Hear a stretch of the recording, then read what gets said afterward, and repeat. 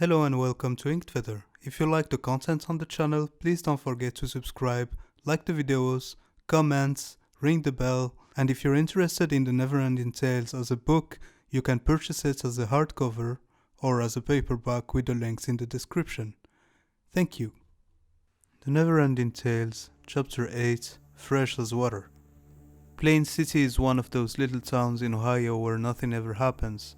The city is mainly composed of suburb houses, almost all similar one to the other, and the downtown is ridiculously small.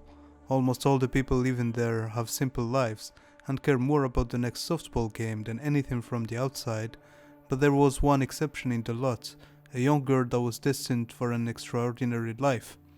Faith was born and spent nearly all her life in Plain City. She never really wanted that simple life and was always dreaming of traveling around the world.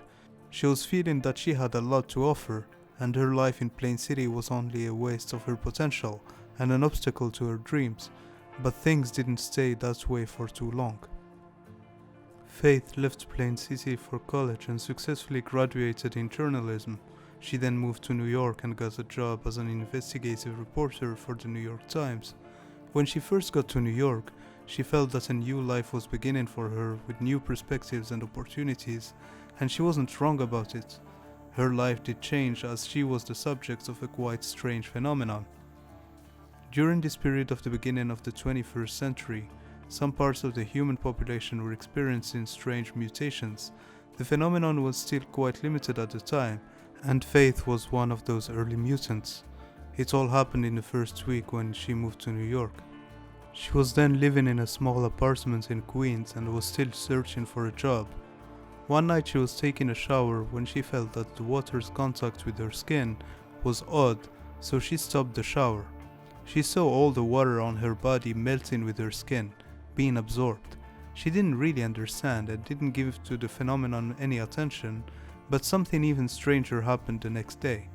When she woke up, she directly went to take a glass of water.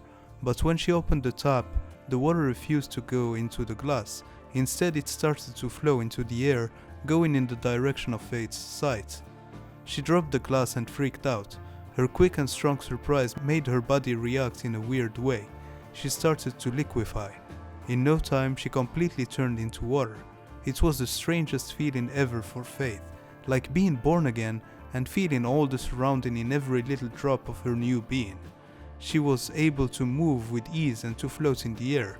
Being near water made her sense it, and she absorbed it, feeling each new drop as a new extension of herself. But it didn't last long, and she quickly switched back to her original form.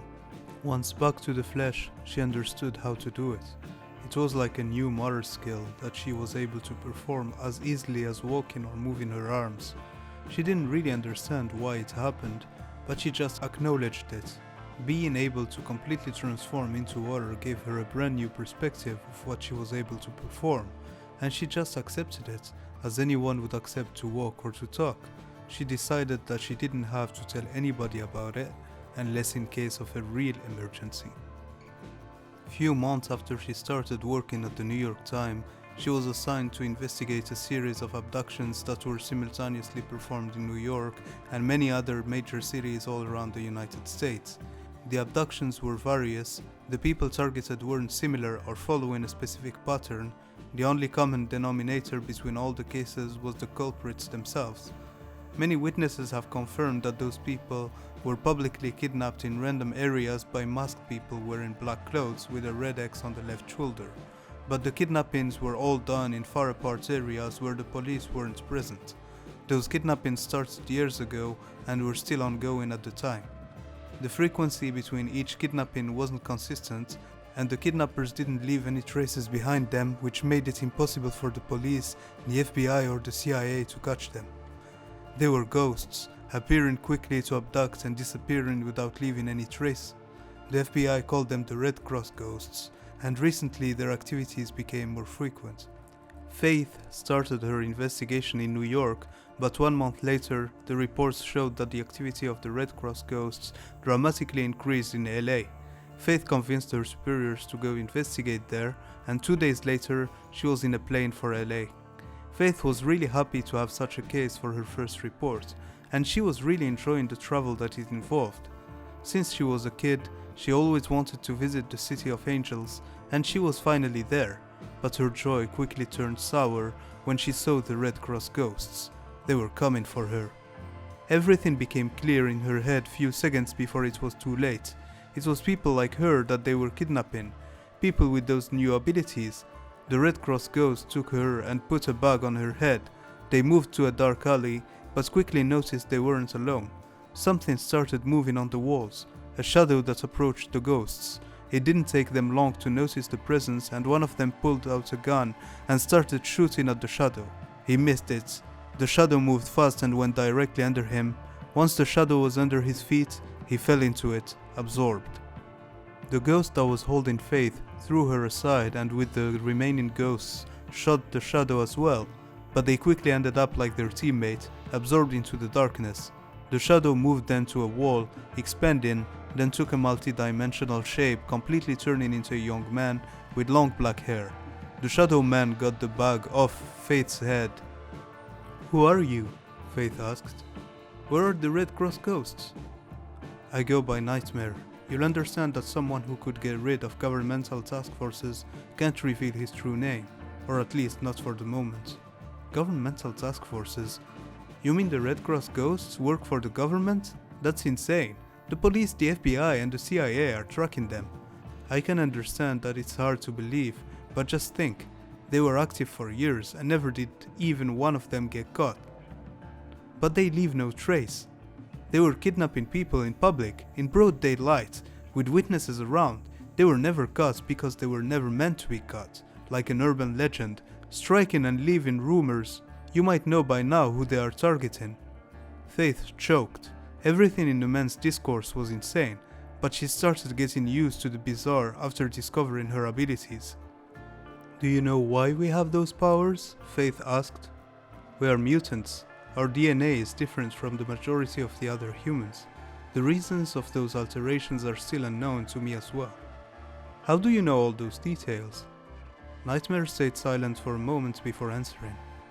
"I know because they kidnapped me a very long time ago. At the time, I was only 6. Many of us escaped recently. That's why they are more active than ever. They are trying to get all of us before we became too strong.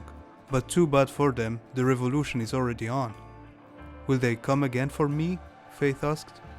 "They won't leave any of us alone, and as long as we are by our own, we are vulnerable." Faith started to think quickly. She didn't know the man. What if he was also with them? "Show me what you can do." Nightmare smiled and moved to the wall of the alley. His right hand turned completely black as it touched the wall.